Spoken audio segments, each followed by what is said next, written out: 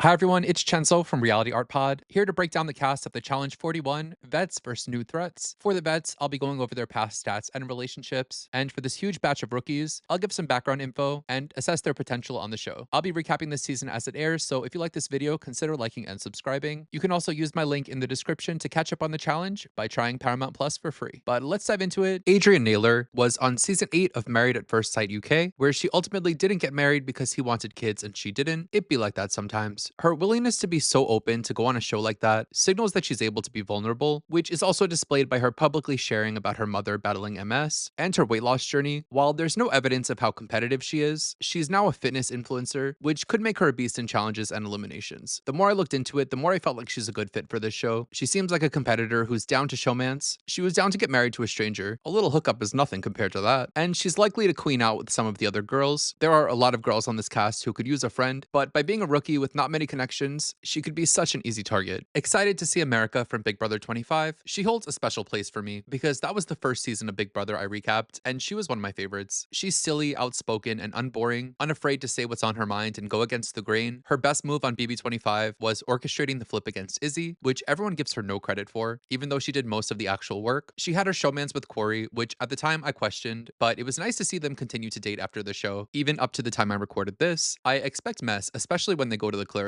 My prediction is America fighting at the club. She'll be our hope for a rookie uprising, but from what we've seen, she's not very good in challenges, going an impressive 86 days without winning a single thing. I have more faith in her as a social player, and she'll be joined by another player from her season who I'll talk about soon. Our first vet player is Anissa, who's played in 19 seasons, making 4 finals. She maintains a 50% elimination record, which is really impressive as she stayed consistent in that over time, and given that she's been in 30 of them, she gets a lot of grief about continuing to come back from the fans, but I've always loved Anissa and what she brings to the show. She gets into drama and has hookups, and she plays the game. Even on her latest appearance on All Stars 5, she was fighting with Ashley and hooking up with Sam. She's just down to clown. And obviously a big part of her identity is the challenge. She hosts the podcast and does a great job of it. She really knows her stuff from being there and rarely doesn't know the guest personally. It would be so funny if Anissa hooks up with newbies. That's on my bingo card for sure. She's been on her fitness just lately. She looks great on Instagram, but my big gripe with Anissa is she's just not competitive. Like, I believe she wants to be there and have fun and be on TV. I believe she wants to make it to a final, and she really tries to do that. But does she really want to win the show, or does she believe she can win? Jordan and Ashley both were frustrated being partnered with her because she doesn't train while she's there. And like, why not? If you're there, why not? I don't work out that much, but if I were there, I would. She doesn't have that many close friends on this cast, so I wouldn't say she's set up to succeed here.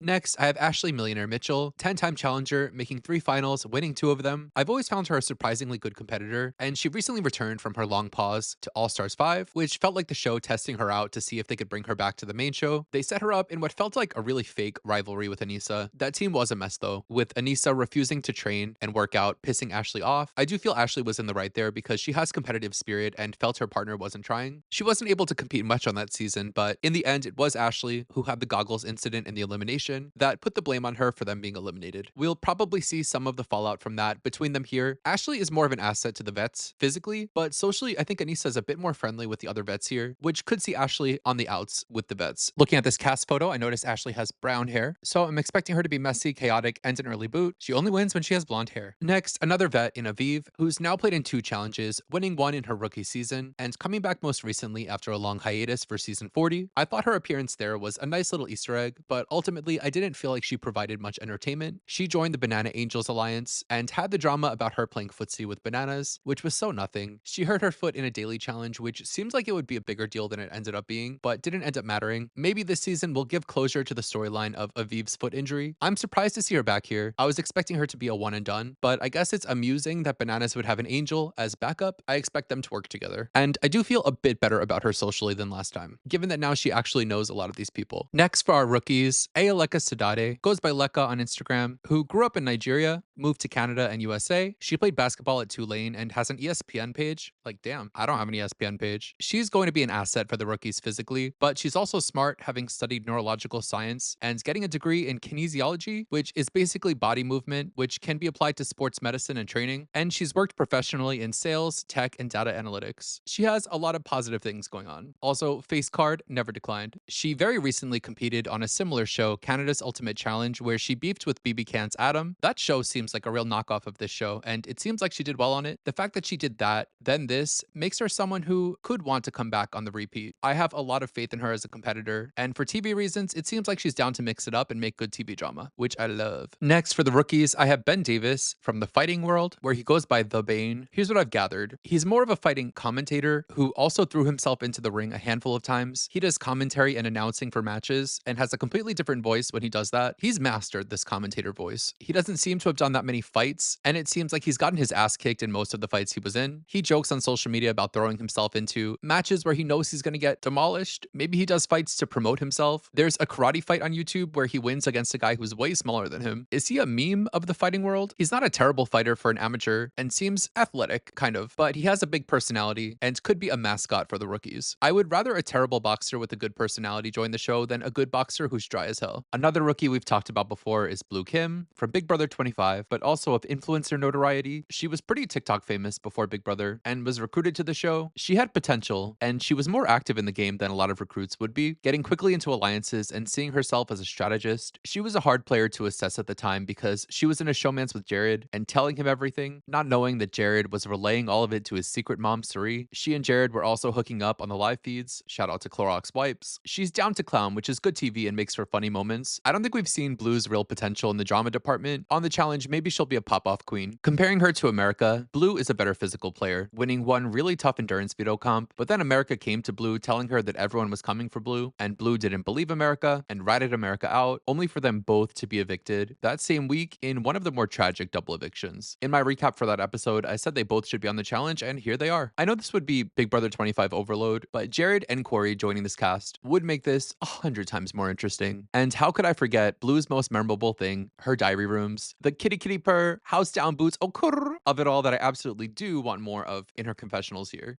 When this cast started to release, I was kind of surprised to see Cara Maria make the cut, given she was going viral on Twitter at the time with controversy for her random comment excluding the T from LGBT, then later passing it off like she was coming out as LGB, which seemed to me like a desperate attempt to cover it up. Regardless of her intent, this was a stupid thing to post when trans erasure is such an issue right now, and it felt risky of the show to cast her in the middle of all this. If I were them, I would have said not at this time because of it. Everyone on this cast will be aware of the situation as they head to filming, and I expect her to be mentally unfocused and probably really worried about her real life outside of the show. As her friends in the game coddle her, I won't be surprised if they talk about this, and I hope she uses this as an opportunity to address it early in the season so it's not a looming cloud. Cara's competed in 16 seasons, making 10 finals and winning 2 of them. She doesn't play a great social game, but makes it to finals because she has a great elimination win rate. We last saw her on season 40 where she had a really great story of returning to the main show after a rough All-Stars 4 and making friends along the way, ultimately eliminated when she drowned. She'll be reunited with Derek C, so at least she'll have a friend, I guess. But this is again not a cast where I can see her thriving socially.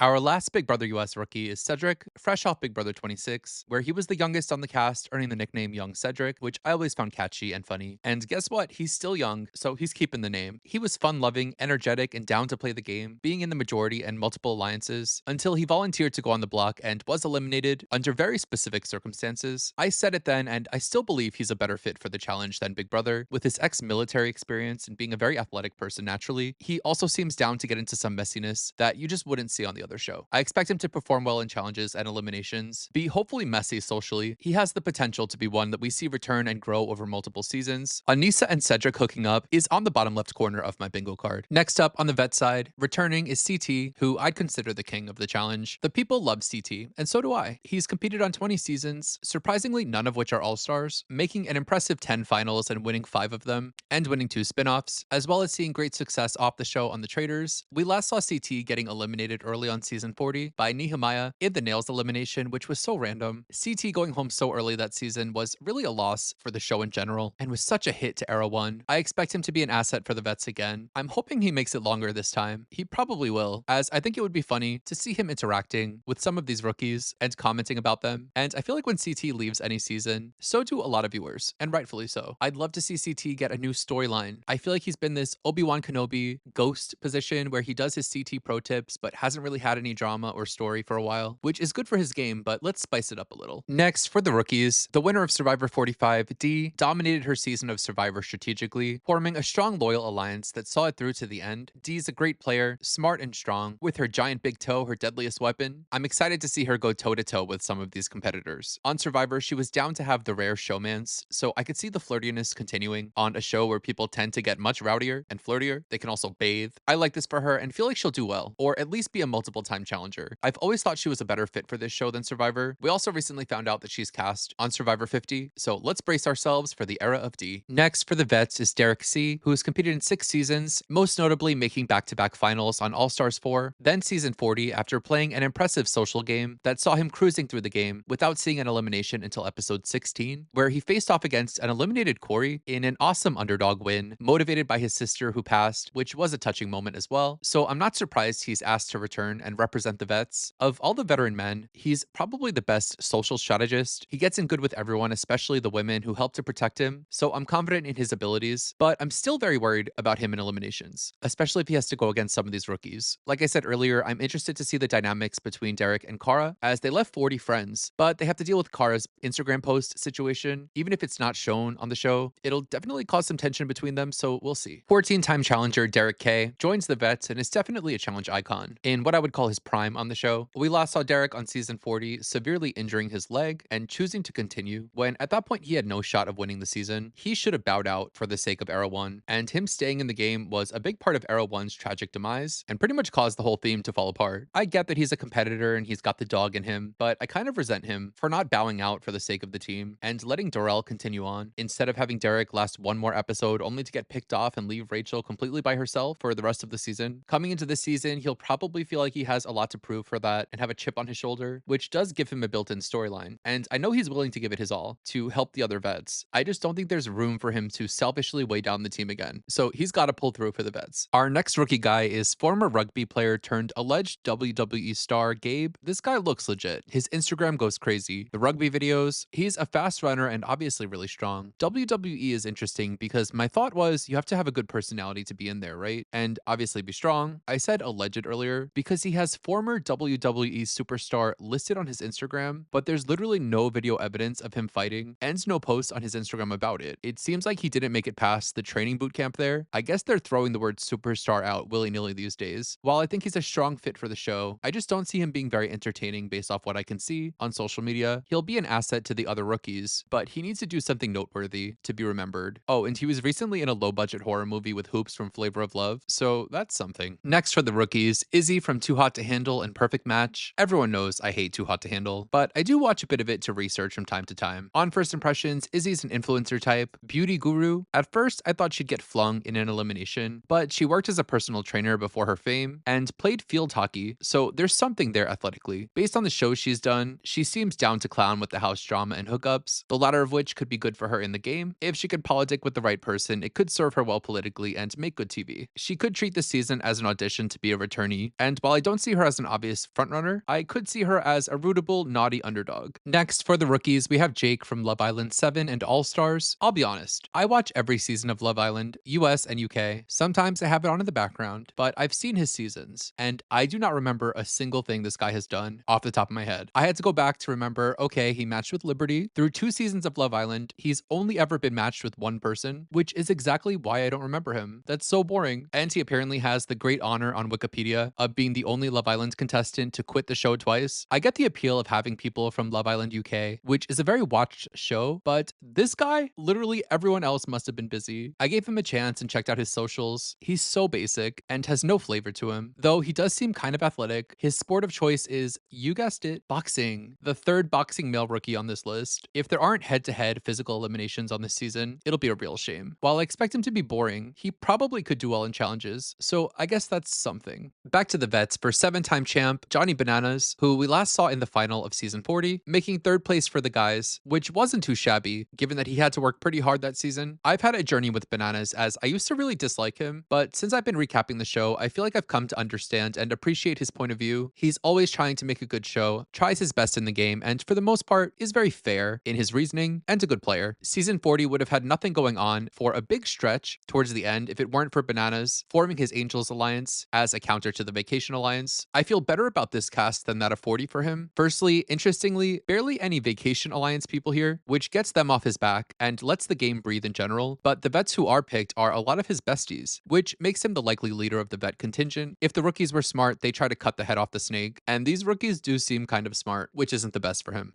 Our next rookie is Justin Hinsley from Netflix's Cheer. There's been this resurgence of Cheer people popping up between this and his friends on Battle Camp. I don't remember him much from Cheer, but I do recognize him, and it's nice to see someone with a different sport than boxing and fighting joining the cast. On socials, he's obviously really great at cheer and gymnastics. I was impressed watching his videos, but also his Instagram is so confusing. There are like 10 recent reels of him cooking and eating steak. Weird flex. I like this casting choice. He stands out as a different option and someone who fans will be rooting for. Younger fans especially will connect with him, and I think he could make it far off social game. I can't get a feel of whether he'll be so self-aware and media trained that he avoids confrontation, or if he'll be fighting with everybody at the club to make good TV, but I think it'll be one or the other, and I'm hoping for the latter. Another rookie I'm excited about is Leo from Love Island USA Season 5. I have so much to say about this person. When I recap this season, I was so invested in the journey of him matching with Cassie, then cheating on her in Casa with Johnny, who was basically Cassie in a different font. Then they get back, and Cassie's upset, but then Cassie hooks up with Johnny, and then Cassie and Leo match again and end up runners-up of the show. They should have won the season after all that. I never vote on Love Island, and I voted for Leo and Cassie. Leo is such an F-boy, but he gets away with it because he has so much riz. He rizzed up Cassie, and even though he was doing naughty things, the audience forgave him because he's so likable, and he's also able to admit when he's wrong and apologize in a way that's sincere, which not everyone can do. I'm excited to see him back on TV. I can't believe it's taken so long for him to show up on another show. In the meantime, I guess he's been working on some music, which I checked out, and it's pretty good. Keeping up with this trend for the rookies, he has athletic experience, having played baseball, and keeping in generally good shape. I think he'll be good socially, and I'm excited to see what messiness he'll bring to the show once he starts rizzing it up with the ladies. Of all the rookies, I think he has the highest likelihood of being someone the producers love and want to bring back over and over. But also, where's Cassie? She should be on this cast as well. Heading back to the vets for a few in a row, starting with Leroy, who over 14 years on the challenge has made 6 finals and lamented ad nauseum about not winning. I really like Leroy, and in my past player assessments, I've been really sympathetic to him, saying he's always getting stuck with bad players or unlucky situations, but getting real with myself, I have no sympathy. I'm tired of making excuses for him when in actuality, he messes up on the silliest little details, like not being able to spit in a tube or something. We last saw him on the main show on season 40 going home first, but then again on All Stars Rivals going home fourth, proving my overall point that Leroy seems to be really reliant on Cam's energy and coaching and doesn't perform well when he's not around her. I think Leroy should look back on his best performance on Double Agents, where he decided he was retiring, which was so silly to say in retrospect, given him only taking 2 seasons off before coming back. But on that season, he did so well, winning 5 dailies and only having 1 elimination he sent himself into. There were a few things that went into that. Firstly, Cam was there the whole time, which helped keep his head in the game, and he had a now or never winning mindset. I don't feel like he channeled that anytime before that or since. Everyone on these casts wants to see him do well, and if he gets himself into the winning mindset, he can do really well. 2-time Survivor player Michaela has only featured in 1 competitive episode of the main challenge show, in Spies, Lies, and Allies, where she was exposed for having her list of players she trusts, and she returned for the Challenge USA 2, which feels like forgotten media at this point. All of the Challenge USA feels like a fever dream, but Michaela had such a great run on that season, her best of any show she's ever done. She won 5 dailies, and ultimately came 3rd in the final after 1 bad decision. Even though she's not a tenured vet, she improved her social game in that latter season, and has some kind of relationship with Bananas. Friendship, I don't know, though I wonder if some of the players from her first season will still think she's sketchy from the list situation. She's one of the stronger competitors here for the vets, with a background in track and field, so not only am I happy to see her here, but I hope she finds her footing for potentially becoming a regular on the main show. 13-time challenger and 4-time finalist Nany is back, trying to secure her precious win. We last saw Nany on the main show completing a 3-season final streak in Ride or Dies, coming in 2nd alongside Bananas, and in her most recent run on All Stars Rivals, paired with Turbo, where they were eliminated right before the final. I feel like Nany and Leroy both run parallel, both starting on the same real world season in Vegas, and returning so many times, coming just short of winning. Where they differ is Nany comes back, every time she's more and more driven by this obsession over winning, which makes her more hungry for a win, to the point of desperation, and Nany's become so consumed with wanting to win, it's just not fun anymore. Nany and her ex-fiance Casey broke up about a month before the season was filmed, so I feel she's most likely going to be such a nightmare on this season and no fun. There's a small chance that she was feeling free and flirty, single and unhinged during this breakup, which would be better for TV. And given that she's on a season with so many people she's friendly with who know what she's going through, she has Turbo, Bananas, Leroy, and so many other vets she's good with, she could actually have a path to make it to her precious W. Moving on to Naya, who's only competed on 5 seasons, including World Championship, I'm always surprised that she hasn't been on more seasons because she feels like a bigger presence, with her having a huge personality in her original seasons. Though on her return to the show, she's been acting more on her best behavior, which I understand, given why she had such a break. And on season 40, she was bringing some drama, showing that she's still down for house hookups. She's a decent competitor, staying in great shape, and has never been a slouch in challenges, though I do question whether she really wants to win. I feel she has an old school mentality of just coming on the show to be on TV and make it as far as she can, even joining an alliance on 40 called Ladies of Leisure, which seemed to be joking about being uncompetitive and above the things they were doing. I see why she's cast, fans love her, she provides some backup for her ex-teammate Leroy, and to Olivia, her fellow Lady of Leisure. It's nice for Olivia to have a friend, but I still would like a smidge more entertainment factor and fun from Naya. And on that, the return of Olivia, back for her 4th season of the show. We last saw Olivia getting eliminated by Michelle in season 40. On that season, she did a really great job, being consistent in dailies and surviving the purge. I'm not too worried about her physically, and coming into this season, while she doesn't have her usual friends and frenemies with her, she gets a bit of a fresh start, having met a lot of the other vets on Ride or Dies and Battle of the Eras, both seasons where she was a delight. Her messiest season is 39, Battle for a New Champion, and it blows my mind that 2 seasons later, Olivia is the only person from that entire cast to be on this cast. At that time, I felt like that season was supposed to be ushering in the next crop of competitors to the new generation, but the fact that Era 5 starts with nobody but Olivia, not even Horacio, Nerys, or the winner of 39, Emmanuel, who should have been on 40 just for winning 39, but him especially not coming back here is crazy to me. But Olivia profits from that because she can get off on a good foot and be a bridge from the vets to the rookies, and she has her man Theo there to help her out, though I do worry that some of the more tenured vets will still see her as an expendable rookie type among them. Either way, I do like Olivia and I'm happy anytime I see her on a cast. 3-time challenger Rogan returns after a 5-year hiatus. That was way too short. He's had success on the show, winning War of the Worlds 2 and being a finalist on Total Badness, so I guess that could warrant a return. And I see why you would want someone on the vet side who's a bit stronger with a sports and fighting background to beef up the vets, but I just never liked this guy and never enjoyed anything he brought to the show. I honestly thought the show leaving him in the past was based on his relationship with the other D, who they were trying to erase from the show when she was canceled, and I was okay with him getting erased too. Looking at his Instagram, every post he makes is cringier than the next. He is an insufferable asshole, and I hope he's an early boot here. He hasn't really met that many people on this cast, but he knows a few of them, so maybe someone like Bananas, CT, or Theo will want to drag him along. Rookie Sydney returns to reality TV after her initial run on Survivor 41, where physically she did well, contributing to her tribe dominating and winning every immunity in the pre-merge, but socially, along the way, her cocky, braggy nature left others resentful of her, and she was voted out at the first opportunity. While her other contestants didn't like her personality, I really did. I thought she was fun and outspoken, and while that just isn't good in Survivor, it did make good TV. She's probably much better for the challenge, where there are more big personalities, and it just isn't a kumbaya summer camp vibe. Her honesty would probably be appreciated, and checking her out on social media, she's still making those cocky posts and has embraced the branding. She'll be a competitor. She says that in the past she was the California state champ in cross country, and on socials she seems to have made some real friends on the show, so I have a good feeling that she'll be an asset for the rookies.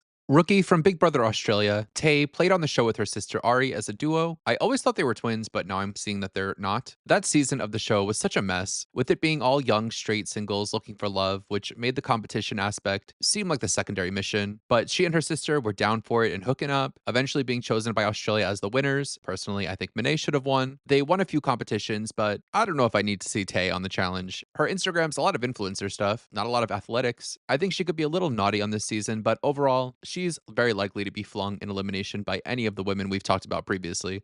2-time finalist Theo returns. We last saw Theo on season 40 getting eliminated by Bananas in an elimination that was just not meant for a tall person. I like Theo. He's funny, pleasant, and gets into drama here and there. He's also a great competitor, never having gone home early. His worst season, he made it through 11 episodes. So I think we can expect him to make it far. And by now, he has a rapport with most, if not all the vets on this list. He stays in good shape and networks with the other challengers off the show, enough for me to consider him a serious contender. 1-time champ Turbo is back for his 5th season. Turbo is all over the place. He's been an early boot, a DQ for bad behavior, a dominant winner on his first season, and we last saw him most recently being eliminated right before the final on All Stars Rivals, partnered with Nani. Most of his successes come from being carried in the game by Nani, with them being paired together on his best seasons. He won on War of the Worlds because after they were split up, he didn't give others much of a chance to get rid of him by winning dailies, but for the most part, I think the other players still see him as both a threat and extremely annoying. He pissed off the All Stars Rivals cast by camping out in the living room. I don't think he'll do that again here if the house has AC, but still think he'll find ways to be annoying. I'm interested to see how Nani handles him being there because when she tries to play her own game, he gets so butthurt about it, and it's such a hassle for her. I expect him to be volatile as usual, which personally I don't find good TV. It's more of a headache for me because he's so unreasonable and speaks in codes. Even the vets will see him as more a threat than an asset, and if I were them, I'd want him gone and fast. Rookie Will joins the show after being on season 9 of Are You the One? Firstly, I forgot this season even happened, and that I watched it. On there, he referred to himself as an alpha, but I do find him boring and not memorable. He looks athletic, he's jacked, and he has experience in high school baseball, basketball, soccer, and track and field, and was a former Marine. So overall, he's the biggest jock type of the rookies. On Instagram, he's the typical dude bro. He also might want to be a country singer and loves to wear cowboy boots with spikes in them. He's basically the cowboy version of Ronan. I get big Hunter Barfield vibes from him. He better watch out if Millionaire Mitchell has a type. His Instagram is a mess. The link in his bio doesn't even go anywhere. Clean it up. Our last player joining the rookies is Jeremy from Amazing Race 35. My recall for Amazing Race players and events is so bad, but I do remember him and his brother on the show. I always expected them to be finalists, but then over the course of their game, they never placed better than 6th, ending up eliminated in 9th place, even after coming in last place in a non-elimination leg. Such an unlucky run for a team that was pretty competent. He's also an ex-Marine who on social media is very adventurous, traveling, being sporty. He basically runs challenge finals for fun in Spartan race type events. I think he'll be great on the challenge and be an asset to the rookie side, as long as his bad luck doesn't follow him everywhere he goes. He also just seems to be a delight and is very likely to make a lot of friends. I'd be interested to see if he has a bit of an edge to him. He's covered in tattoos and has a Predator tattoo. Predator is a great series, so at least we know he has great taste in cinema. So that's the cast for the Challenge 41. Based off everything I've seen, this is the strongest crop of rookies the show has ever assembled. These vets better be scared. Let me know in the comments, are you team vet or team new threat? If you like this video, consider liking and subscribing. I'll be back in the fall to recap the Challenge 41. In the meantime, I'm covering Fox's the Snake and Big Brother 27. You know where to find me. Bye.